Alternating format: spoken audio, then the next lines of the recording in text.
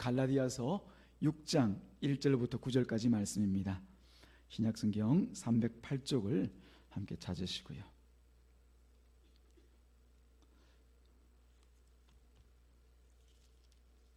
갈라디아서 6장 1절부터 9절까지 말씀을 찾아서 한 절씩 나누어 교독하겠습니다. 다 찾으신 줄로 알고요. 한 절씩 나누어 교독합니다. 1절입니다. 형제들아, 사람이 만일 무슨 범죄한 일이 드러나거든 신령한 너희는 온유한 심령으로 그러한 자를 바로잡고 너 자신을 살펴보아 너도 시험을 받을까 두려워하라.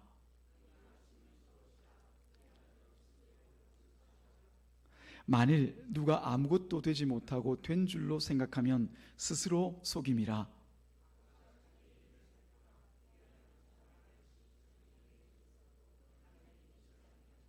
각각 자기의 짐을 질 것이라.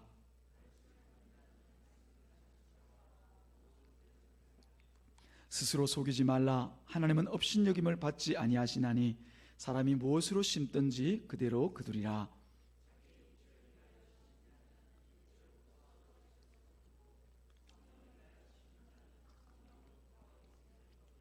함께 읽습니다. 우리가 선을 행하되 낙심하지 말지니 포기하지 아니하면 때가 이름에 거두리라. 아멘. 하나님, 오늘도 주님께서 12월 첫 주일을 주님 앞에 올려드리게 하시는 것을 감사합니다. 우리가 마음을 모두어 주님 앞에 설 때 좌정하신 주님께서 영광 받으시고 또한 이 시간은 주님의 말씀을 듣게 하실 것이온데 우리의 심령이 활짝 열려서 주님의 선한 말씀을 온전히 듣고 아멘으로 화답하는 복된 시간이 되게 하여 주옵소서. 또 이 자리 가운데 함께하지 못하는 우리 모든 교우들 있는 그 자리마다 주님 친히 함께 하셔서 저들에게도 동일한 은혜 함께할 수 있도록 도와주시옵소서. 감사하신 우리 구주 예수님의 이름으로 기도드리옵나이다. 아멘. 이제 어느덧 2023년 12월 마지막 달이죠. 첫 주가 되었습니다. 한 해가 다사다난 한 해가 이제 벌써 저무는 것 같은 그런 느낌이 듭니다.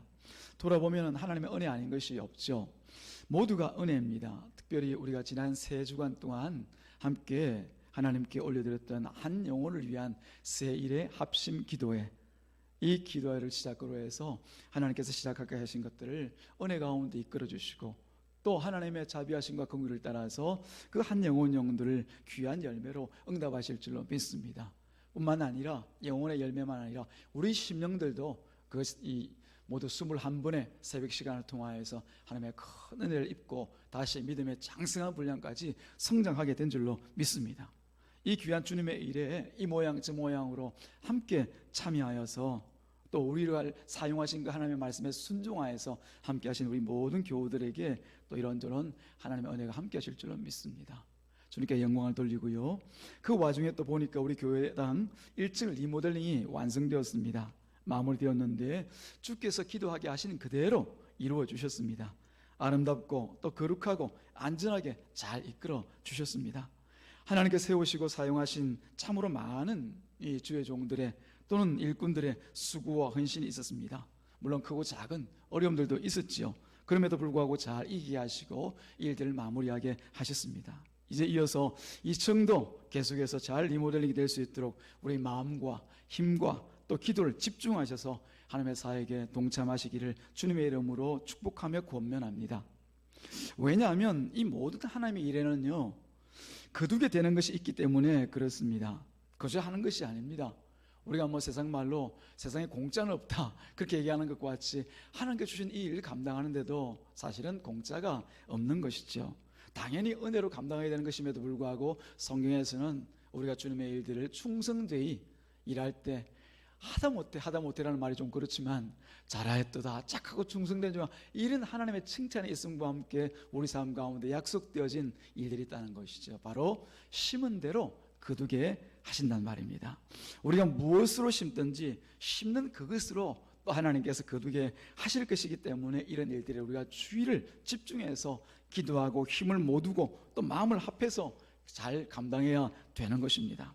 우리 삼강교회는 언제나 하나님의 뜻을 따라서 귀한 순종을 심고 또 그 순종을 따라서 귀한 열매를 거두고 누리는 그런 교회가 되기를 주님의 이름으로 축복합니다. 그런 풍성하고 멋진 삶을 살라고 하나님께서 우리를 상방교회 신자들로 불러주신 것이에요. 자, 그러면 우리가 신자로서 우리 교회에 모여서 함께 신앙생활을 하고 있는데 이 신자는 어떤 사람인지를 우리가 같이 한번 생각해 볼 수 있어야 되겠습니다. 여러분, 신자가 누굽니까? 뭐 하는 사람입니까? 어떤 사람입니까? 그런 질문을 받을 때가 있죠, 그죠? 여러분들 어떻게 대답을 하시는지 모르겠지만은 성경에서는 이렇게 정의하고 있습니다. 우리가 읽진 않았지만 바로 그 앞에 있는 갈라디아서 5장 24절에 신자는 이런 사람이야, 그렇게 증거하고 있습니다. 한번 찾아볼까요? 갈라디아서 5장 24절, 같은 면에 있을 줄 압니다. 갈라디아서 5장 24절 찾으시고 함께 읽겠습니다. 시작.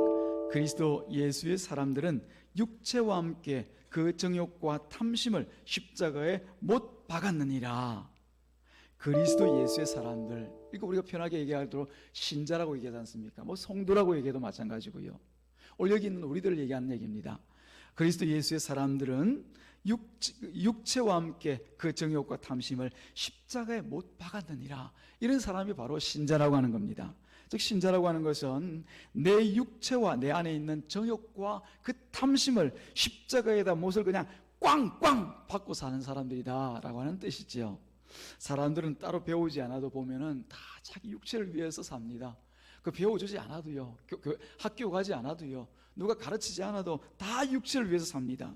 자기 몸의 필요와 자기 몸의 자랑을 위해서라고 하면은 그저 누가 시키지 않아도 그 일 하면서 살아갑니다. 어린아이 한번 볼까요? 이제 갓 젖을 땐 아이들, 혹은 수유 중에 있는 아이들도 보면은 다 자기 몸을 위해서 하지 말라는 것, 하라는 것 가릴 것 없이 다 합니다. 가르쳐주지 않더라도요. 우리 사람들도 마찬가지죠. 누구나 다 자신의 육체의 욕망대로 살아가는 것, 우리가 인정할 수밖에 없습니다. 그것을 가만 자세히 들여다보면 그냥 그렇게 하는 게 아니에요. 그냥 그렇게 하는 게 아니에요. 우리가 성경에서 보게 되어지면 그 사람의 마음속에 들어앉아 주인 행세하는 또 다른 존재가 있습니다. 바로 마귀가 심어놓은 그 정욕과 탐심을 따라서 시키는 대로 복종하면서 살아갈 때 그 모양이 육체를 따라서 정욕과 탐심의 일들을 하면서 살아가는 것이죠. 그러나 그 반대로 그리스도 예수의 사람, 즉 신자들은 그런 나를 어떤 나를 육체를 따라서 정욕과 탐심으로 살려고 하는 나를 그냥 십자가에 갖다 메어놓고 그냥 꽝꽝 못을 받고 사는 사람들이 바로 신자라고 하는 것이에요. 마귀가 심어준 그 정욕과 그 탐심의 습관과 태도들을 의지적으로 버리려고 합니다. 그것들을 마치 십자가에 못 박아 죽일 듯이, 뭐 예수님께서 십자가에 못 박아 죽이심 당하셨으니까 십자가에 죽는 게 뭐 아름답고 귀한 일 같지만 그거 아닙니다. 가장 세상에서 제거해야 될 그런 죄인들을 십자가에서 못 박아 죽이거든요. 있어서는 안 될 것들을 십자가에 못 박아서 사라지게 만든단 말입니다. 그와 같이 우리도 우리 속에 있는 정욕과 탐심의 습관과 태도들을 그 십자가에 못 박아서 죽일 듯이 혐오하고 거부하는 것, 이게 바로 신자인 것이에요. 그렇게 살아가는 사람들이 그 대신에 뭘 위해서 살아갑니까? 내 육체가 아니라, 내 탐심과 정욕이 아니라 오직 예수님을 위해서 살아가고자 하는 것이죠. 그래서 내게 맡겨주신 모든 환경과 상황들 속에서 늘 주님이 드러날 수 있도록, 내가 아니라 내 욕심이 아니라 주님이 드러날 수 있도록 주님의 뜻을 구하고 살아가는 것이 신자인 거예요. 그래서 이 신자들은요, 자기에게 주어진 그 직장도 혹은 공부하는 학생들 같으면 그 학교도 가정도 나를 위한 것으로 여기지를 않습니다. 언제나 주님의 뜻을 생각하고 또 주님의 뜻을 이루는 그 과정으로 생각하는 것이죠. 그러면서 뭘 드러냅니까? 예수를 드러냅니다. 이런 모습은, 이런 삶의 모습은 미리 예수님께서 모범적으로 우리에게 다 보여주신 바가 있습니다. 예수님께서는 이 땅에 계실 때 길게 잡으면 33년의 생애고 또 짧게 보자면 공생의 3년을 볼 수가 있는데, 이 기간을 사시면서 항상 한결같이 예수님 자신을 위해서 사신 적이 없습니다. 오직 자기를 이 땅에 보내신 아버지 하나님의 뜻을 따라서 그 일을 위하여서 쓰임 받았던 것이 바로 우리 예수님이셨던 것이죠. 그 결과로 예수님 곁에 있던 사람들이 또 은혜를 입습니다. 마침내 예수님께서 마지막 그 십자가에서 달려 죽으시면서 돌아가시면서 하신 유언의 말씀 가운데 무슨 말씀을 하셨어요? 가상 7일이라고 해서 7마디의 말씀이 있지만은 그 중에 한 마디, 가장 중요한 마디라고 할 수 있겠죠. 무슨 말씀을 하시죠? 다 이루었다. 다 이루었다. 그 다 이루었다는 것이 뭘 이루었다는 거예요? 바로 아버지 하나님의 뜻을 다 이루었다. 만약 자기 생각대로 살고 자기가 하고 싶은 것 이 땅에서 사셨다라고 하면 다 이루었다는 얘기하면 안 되죠, 그죠? 근데 자기의 모든 삶이 오직 하나님께 드린 삶, 하나님의 뜻을 따라 살았던 삶이라는 것을 고백하는 그 마음으로 다 이루었다. 하나님의 뜻을 내가 다 이루었다. 그렇게 고백하였던 것이죠. 우리 유언도 그랬으면 좋겠어요. 다 주님의 뜻을 따라 살다가 다 이루었다 말입니다. 그 예수님께서 성령으로 오셔서 그리스도 예수의 사람 된 우리 안에 계십니다. 그러면 그 목적이 무엇이겠습니까? 주님께서 왜 우리 안에 들어와 계실까요? 바로 예수님께서 사셨던 그 삶을 우리도 똑같이 살아라는 것이에요. 살아보라고 하는 겁니다. 살아라는 것이죠. 즉 아버지 하나님의 뜻을 이루는 그런 인생을 살라고 우리 속에 들어와 계신 겁니다. 예수님께서 보여주신 그 하나님의 뜻을 이루는 그 일들을 너희들도 계속해라. 계속해라. 어디에서? 이 세상에서 주님 몸된 교회에서 그런 일들을 너희들이 계속해라라고 하는 것이죠. 그때 이 성령을 통하여서 하나하나 이루어 가시는 일을 통하여서 우리는 소위 성령의 열매들을 경험하게 되는 것이죠. 그런데 참 아쉽게도요, 우리는 이런 정욕과 탐심을 항상 십자가에 못 박고 살아가지를 못합니다. 육체를 따라서 정욕과 탐심으로 살아가는 그런 삶을 때로는 이어갈 수도 있고, 때로는 무의식적으로 아차 내가 왜 그랬지? 그런 자리에 내가 빠져들 수도 있단 말입니다.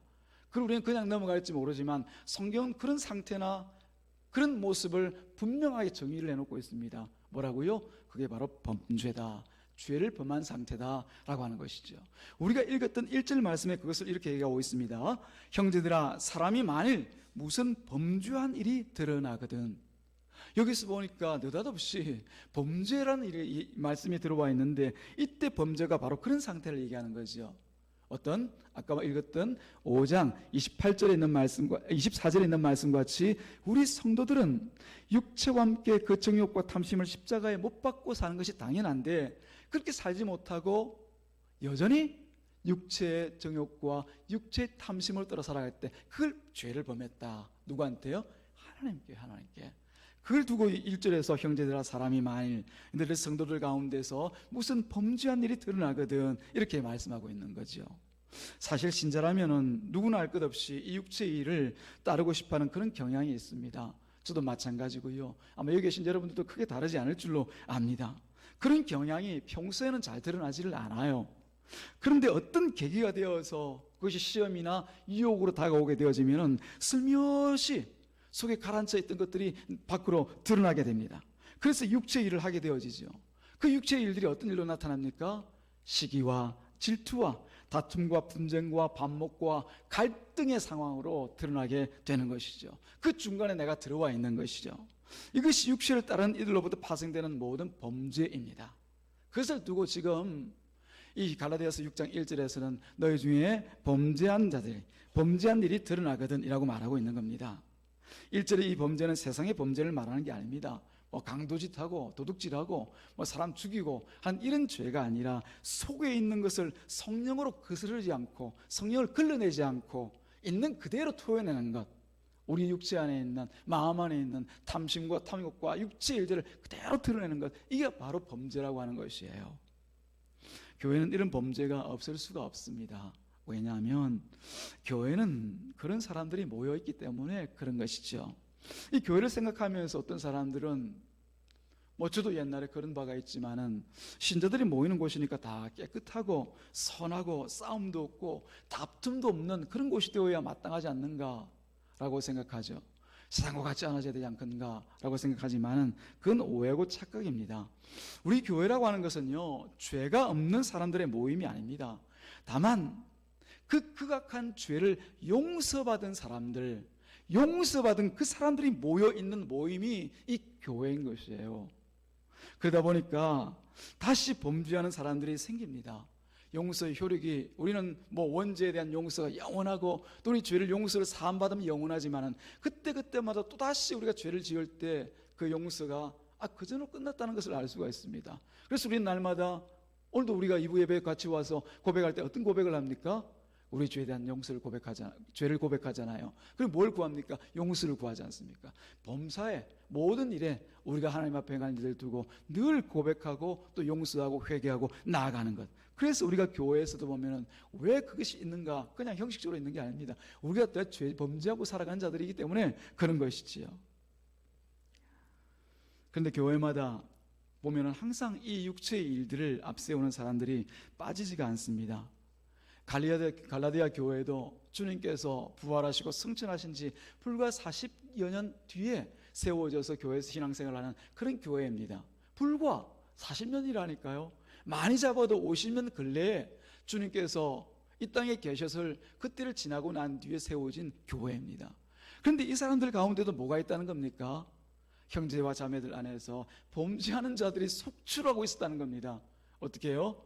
자기 육체를 따라서 그저 자기의 정욕과 탐심을 드러내는 그런 사람들이 교회에 들어와서 교회를 힘들게 만드니까 사도 바울이 갈라디아서를 통하여서 이런 말을 하고 있단 말입니다.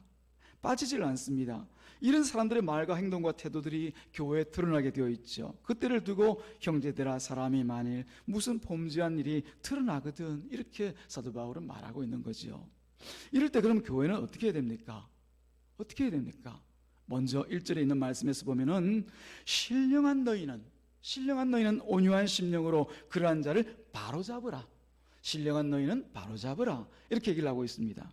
여기서 신령한 너희라고 하는 것은 바로 영적인 사람, 십자가에 자신을 못 박는 바로 그 사람을 말하고 있습니다. 교회는 필연적으로 이 범죄한 사람들을 위해서 신령한 사람이 필요한 것을 알 수가 있습니다. 범죄한 사람들만 있는 것이 아니라 신령한 자도 필요한 것이죠. 십자가에서 자신을 못 박은 사람들이 일어나서 죄악된 본성을 따라 범죄한 사람에게 권면을 하게 하는 것이 바로 주님의 뜻입니다. 그뿐 아니라 성경은 권면한 이 사람에게도 뭐라고 얘기합니까? 1절 말씀에 시험을 받을까 두려워하라 그렇게 말하고 있습니다. 여기서 시험은 범죄하는 자로 인하여서 낙심하고 가야 될 길을 포기하는 것을 말하고 있습니다. 이게 바로 범죄이죠. 권면하는 이 신령한 사람이 만나게 되는, 맞닥뜨리게 되는 그런 범죄입니다. 9절에서 언급하고 있습니다. 선을 행하고도 범죄하는 자들 때문에 너희들이 낙심하고 포기하지 마라. 때가 이르면 하나님께서 이루실 것이다. 주께서 때가 되면 이루어질 것이다. 그렇게 말씀하고 있잖아요. 사랑하는 여러분, 우리가 주님의 몸된 교회 가운데에서 이처럼 자기 육신대로 행하는 자들로 인하여서 시험을 당할 때가 있고 또 그 일로 인해서 어려움을 당할 때 신령한 사람들 해야 될 것은 그 사람들을 권면하는 일이에요. 무엇으로요? 하나님의 말씀으로 권면하는 일이에요. 근데 그게 지나쳐서 오히려 그 악을 행하는 사람들 때문에, 범죄하는 사람들 때문에 낙심하고 포기하는 것, 그것을 하나님께서 기뻐하지 않으신다는 거죠. 이것 또한 범죄입니다. 그래서 뭐라고요? 두려워하지 마라 그렇게 말씀을 하시는 거죠. 사랑하는 여러분, 제가 자꾸 범죄 이렇게 얘기하니까 이 시간 교회에서 범죄한 자를 어떻게 처리하는가에 대해서 말하고 있는 것처럼 보이지만 그렇지가 않습니다. 주님의 몸된 이 교회에서 신자들이 어떻게 살아가야 되는가에 대해서 지금 말씀하고 있는 거예요. 교회 보면은 어린 신자들이 있습니다. 어린 신자들이라고 하면은 우리 유초등부 아이들 말고요. 유초등부나 중고등부나 이런 어린 자녀 이런 거 아니죠. 신앙적으로 아직까지 어린 그런 성도들이 있습니다. 아직까지 장성한 믿음의 분량까지 가지 못해서 아까 얘기했던 것처럼 조그만 것 보고 그냥 육체가 생각하는 대로 말하고 또 어떻게 보면은 자기 정욕과 탐심을 따라서 내가 하고 싶은 말 다 쏟아내고 하나님의 필터를, 그 성령의 필터를 한번 거쳐내지 못하고 그냥 자기 하고 싶은 대로 살아가는 그런 사람들이 어린 신앙이라고 얘기하는 겁니다.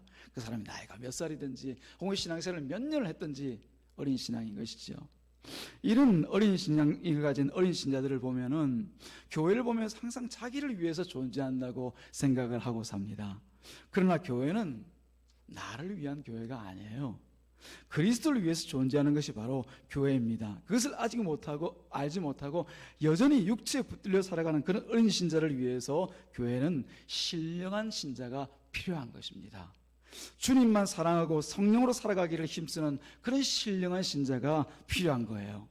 사랑과 은혜로 날마다 하나님의 뜻을 구하여서 엎드리는 신자, 또 한 영혼들의 그 어려움을 당할 때마다 나아가서 진정 진리의 말씀으로 가르치고 또한 바로 세우기 위해서 애쓰는 그런 신자가 필요한 것이죠. 만약 교회가, 남의 교회 이야기하지 맙시다. 우리 교회가 이런 신령한 신자가 하나도 없다면 어떻게 될까요?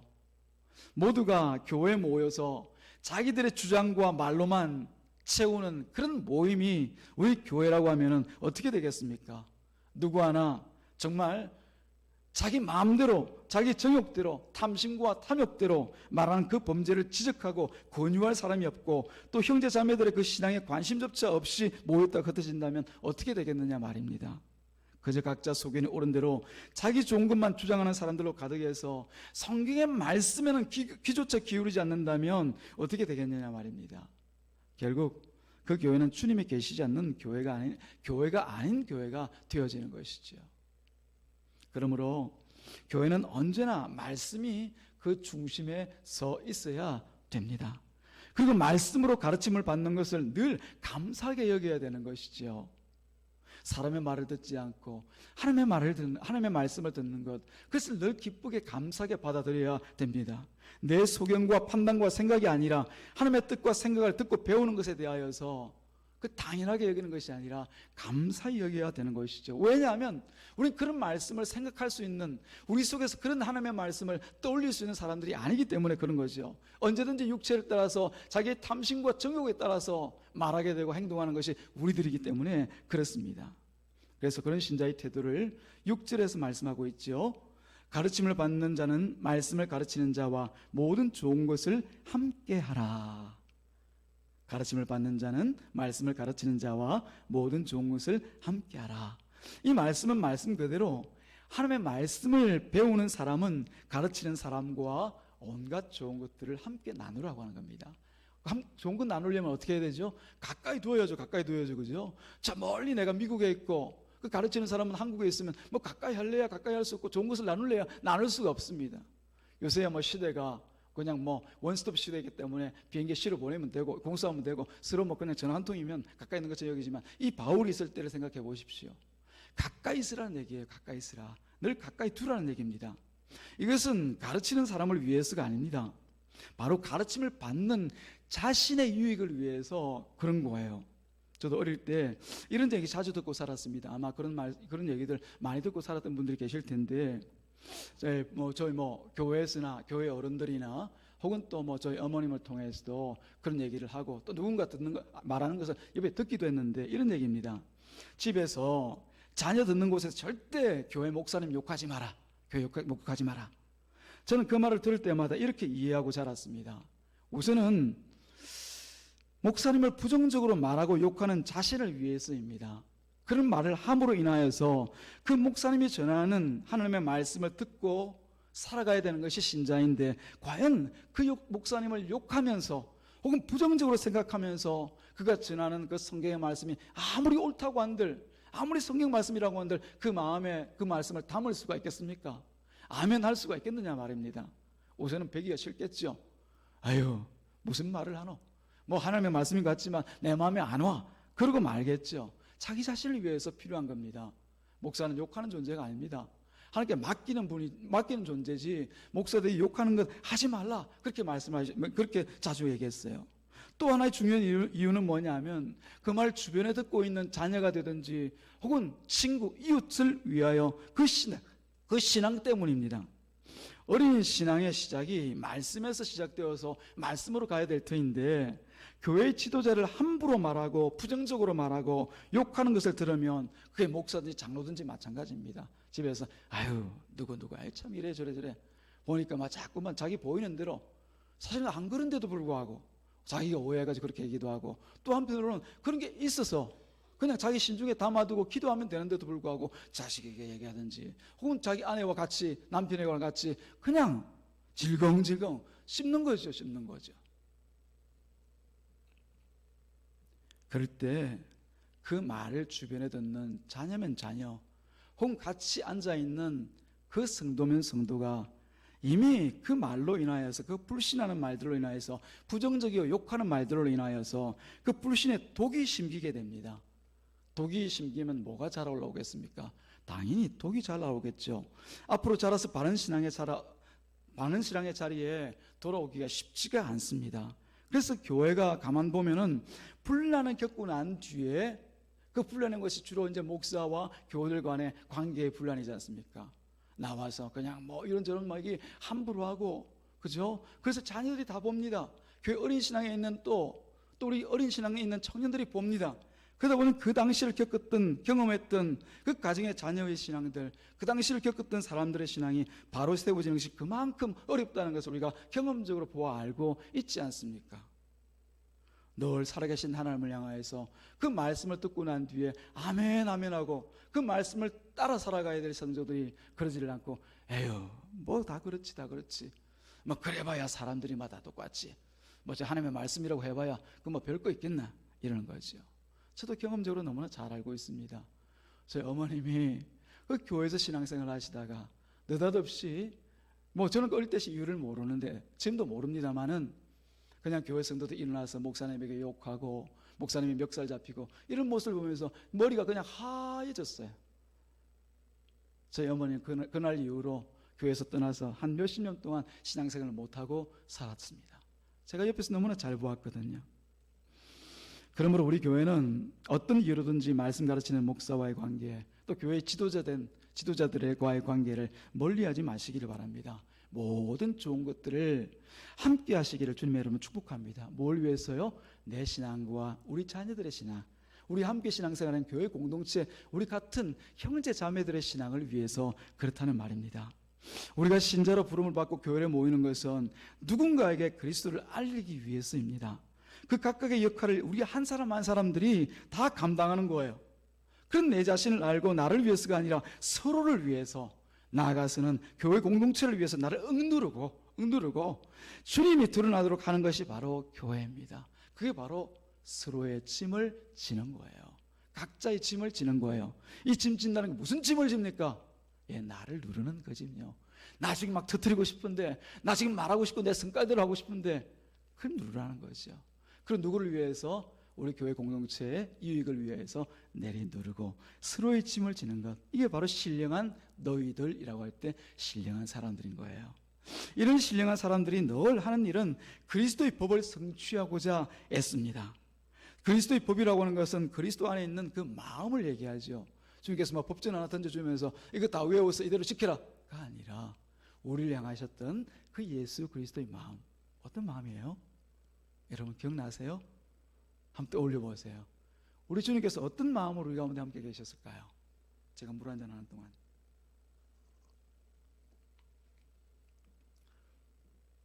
저는 말씀을 묵상하면서 이런 주님의 마음이 떠올랐어요. 우리 용서하신 거예요, 주님의 마음. 그죠? 우리가 얼마나 죄 많이 짓습니까? 그럼에도 불구하고 용서하셔서 십자가에서 저들의 죄를 저들에게 돌리지 말라고 말씀하신 그 용서의 마음. 또 한 가지는 우리 주님께서 베푸신 그 사랑의 마음, 자기 것 하나도 남김없이 우리에게 다 주셨던 그 마음. 그리고 내가 너희를 사랑한 것처럼 너희도 서로 사랑하라 하신 그 사랑의 마음. 그리고 또 한 가지가 있습니다. 무엇입니까? 섬김의 마음인 거죠. 인자가 온 것은 섬김을 받으려 함이 아니요 오히려 섬기려 하고 많은 사람들의 대속물이 되기 위해서 내가 왔노라. 자기를 다 버려서 우리를 섬기기 위해서 오셨다고 말씀하지 않습니까? 이 세 가지, 주님의 용서와 사랑과 섬김, 그 외에도 많이 있겠죠. 저는 그 말씀, 그 주님의 마음이 깊이 떠올랐습니다. 사랑하는 여러분, 이것을 성취하고자 애쓰는 것이 그리스도의 법, 즉 그리스도의 마음을 성취하고 애쓰는 것, 그게 바로 신령한 사람입니다. 서로의 짐을 지고 내가 섬기고 내가 사랑하고 내가 먼저 용서하고 살아가는 이런 모습들이 주님께서 진정 원하시는 교회의 모습인 거예요.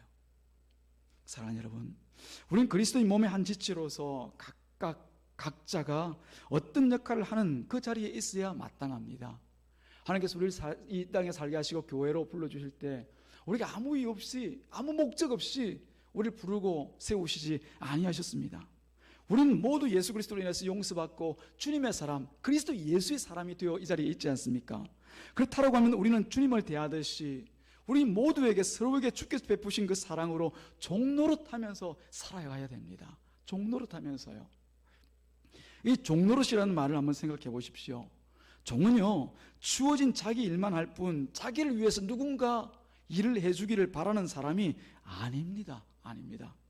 그래서 교회는 내가 교회에 할 일만 있는 것이지 교회가 나에게 해줄 것을 바랄 일은 없어요. 이 말씀 잘 아셔야 됩니다. 내가 교회에 바랄 것이 없고 단지 나는 교회에 할 일만 있단 말입니다. 근데 그 일을 하는 우리 지체 한 사람 한 사람 통해서 내가 결국은 뭘 받게 됩니까? 그 사람들의 섬김을 받는 거죠. 내가 의도해서가 아니라 나 섬김 받아야지, 나 섬김 받아야 돼, 짝다리 짚으면서 앉아가지고 그냥 섬김 받으려고 있는 것이 아니라 내가 섬기는 가운데 다른 지체들의, 더 많은 지체들의 섬김을 받는 공동체, 그게 바로 교회 공동체예요. 그래서 사절 말씀 보면 이렇게 말씀하죠. 각자 자기의 일을 뭐하라? 살피라. 네가 할 일이 뭔지를 살피라 라고 얘기해요. 그리하면 자랑할 것이 자기에게는 있어도 남에게 있지 아니라. 이 말씀을 잘 이해해야 됩니다. 오해할 수도 있고 혹은 잘못 이해할 수도 있는데 이 말씀 이런 일입니다. 너희가 자기 일을 잘 살펴서 너희의 일을 행하라, 해라고 하는 것이죠. 그러면 남과 비교할 필요 없이 스스로 한 그 일을 자랑할 수 있다, 이 얘기예요. 자랑하기로 한 것은 뭐 어떤 일입니까? 자기가 한 일에 대해서 그 결과를 두고 얘기하는 걸 얘기하죠. 나 이 일 했어, 자랑이잖아요. 그죠? 남이 나에게 한 일을 가지고 내 자랑으로 삼을 수는 없죠. 남의 자랑을 뺏어서 자기 자랑으로 삼을 수 없다는 얘기입니다. 가령 우리가 교회에서 밥을 먹는다고 생각하십시다. 그 밥을 잘 먹었다, 맛있다 라고 할 때 그게 내 자랑은 없어요. 근데 만약 내가 손수 그 밥을 지어서 반찬을 만들어서 우리 사랑하는 형제 자매들에게 대접하고 나눠주었다고 생각해 보십시오. 그때 내 자랑이 있는 거예요. 그 밥 내가 지었거든요. 그 반찬 내 손으로 쪼물쪼물해서 만들어서 내어놓았거든요. 그걸 얘기하고 있는 겁니다. 자기 일을 해라. 그럼 남과 비교할 것 없이 자기가 한 그 일을 통하여서 자랑하게 되리라. 자랑할 만 내어놓는다, 드러낸다는 얘기거든요.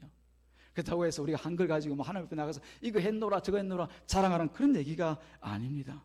다만 하나님 앞에서 자랑이 되는 이런 신자는 언제나 교회를 위해서 자기 할 일을 찾아다니는 사람이라고 하는 것을 갈라디아에서 말하고 있는 거예요. 우리 교회도 보면은 그런 일을 찾아 행하는 분들이 있습니다. 믿음의 장성한 분량까지 자라있는 분들이죠. 그러나 여전히 어린 신자들은 자기가 할 일을 찾기보다는 그저 받아 먹는 데만 집중하는 분들도 있습니다. 어떻게 했습니까? 어린 신앙인데요. 자꾸 받아 먹여야죠. 섬겨드려야죠. 그렇게 하는 것이 마땅합니다. 사랑하는 교회 여러분, 우리 인생은 무엇으로 심든지 심는 그대로 거두게 되어 있습니다. 이 말씀에 앞서서 성경은 스스로 속이지 마라, 하나님은 업신여김을 받지 아니하시나니라고 단언해서 기록해 놓고 있죠. 하나님을 업신여기지 마라. 하나님은 누구에게든지 속지 않는다. 근데 왜 너희들 스스로 속이려고 그래? 이 말씀이죠. 근데 이 말씀 잘 해석을 하셔야 돼요. 스스로 속이지 말라고 할 때 이 말은 뭐 남을 속이기 위해서 한다는 것이 아니라 네 기준을 네가 정하지 마라 이거예요. 누구 앞에서? 하나님 앞에서. 어디에서? 교회에서요. 하나님의 기준이 분명히 있는데도 불구하고 네 스스로 기준을 정해가지고 그 기준 잡는데 네가 앞장서지 말라고 하는 거예요. 그럼 뭐라는 겁니까? 엄연히 하나님의 기준을 따라서, 하나님의 말씀을 따라서 세워지기를 너희들이 주의하라 라고 하는 경고의 말씀입니다. 하나님의 기준이 엄연히 따로 있는데 내 기준으로 옳다, 그러다, 되었다, 안 되었다, 말았다 이런 얘기 하지 말라는 경고입니다. 이게 바로 스스로를 속이는 거예요. 그러므로 반드시 심는 대로 그대로 거두게 하십니다. 8절에 있는 말씀과 같이 자기의 육체를 위해 심는 자는 육체로부터 썩어질 것을 거두고 성령을 위해 심는 자는 성령으로부터 영생을 거두리라 말씀하시죠. 오직 자신의 몸에만 모든 관심을 두고 몸을 위해서 말하고 움직이는 사람도 거두는 게 있어요. 거둬요. 근데 거두니까 그게 뭐냐? 오늘 갈라디아서 말씀하니까 썩은 것들을 거둔다고 얘기했어요. 육체에서 썩은 것들. 이 원문을 보게 되어지면은 죽음을 얘기하고 있어요. 죽음을. 몸을 위해서 부지런히 애쓰고 수고하고 심고 또 심었지만 결국 거두게 되는 것은 멸망의 죽음이라고 하는 거예요. 이 가치 있는 겁니까? 그만큼 시간을 썼고 마음을 썼고 열심을 낼 만한 그런 일이에요? 아니죠. 우리 몸이 허물어지고 찌그러질 때 함께 죽고 없어질 그것들이 바로 몸을 위해서 심는 것들이라는 겁니다. 그러나 그리스도에게 마음을 두고 관심을 두고 오직 주를 위해서 살았던 사람들, 곧 성령을 위해서 심은 사람들은 성령으로부터 영생을 거두게 된다고 말씀합니다. 약속이죠. 근데 이 영생은 원문에서 보면은 하나님과 교통하는 온전한 행복을 얘기하고 있어요. 그냥 죽어서나 주님과 살아가는 그 천국에서 영생이 아니라 이 자리에서도, 우리 교회에서도, 상관교회에서도 우리가 그리스도에게 마음을 두고 주를 위해서 사는 사람들은 이와 같이 하나님과 교통하는 그 온전한 행복을 누리면서 살아간다라고 하는 거예요. 그런 경험이 계실 거예요.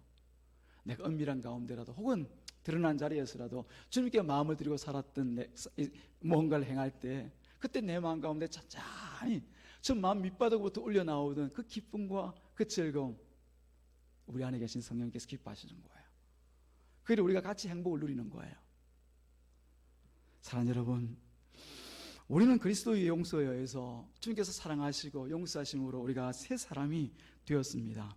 그렇다고 하면 우리가 사는 것은 그리스도를 따라 살아가는 그 삶이 마땅합니다.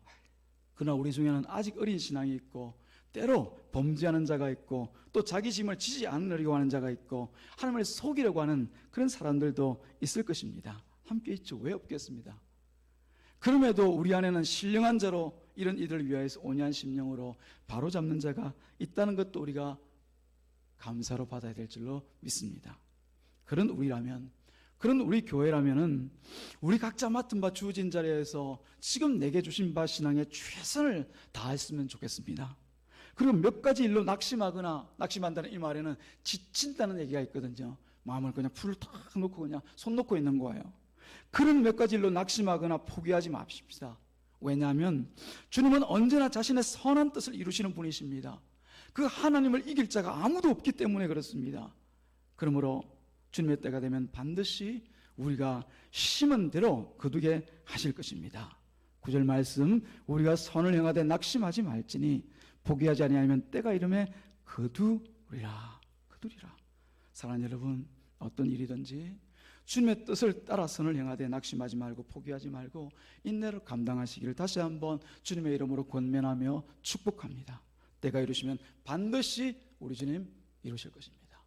우리 교회가 삼관교회로 모이게 되면 날마다 감사하고 기뻐하고 우리 옆에 있는 모든 지체들이 하나님께서 주의 뜻을 이루기 위해서 세우신 나의 동역자요, 내가 섬길 자요, 내가 사랑할 자요, 또 내가 함께 그 섬김을 받을 자요, 내가 사랑함으로 인해서 하나님께서 영광 받을 수 일이 되는 줄 알고 귀하게 여기시고 이 귀한 신앙생활을 잘 감당하시기를 주님의 이름으로 축복합니다. 기도하겠습니다. 하나님 아버지, 감사와 찬양을 드립니다. 오늘 주님께서 우리를 사랑하셔서 12월 첫 주 하나님 앞에 모여 예배케 하시면서 또 찬양하게 하시고 헌신하게 하시고 또 말씀을 통하여 우리 심령을 다시 깨워주시니 감사합니다. 우리가 어쨌든 말씀을 중심으로 살아가는 교회, 그런 심령 우리 가정들 될 수 있도록 축복하여 주시옵소서. 감사하신 예수님의 이름으로 기도드리옵나이다. 아멘.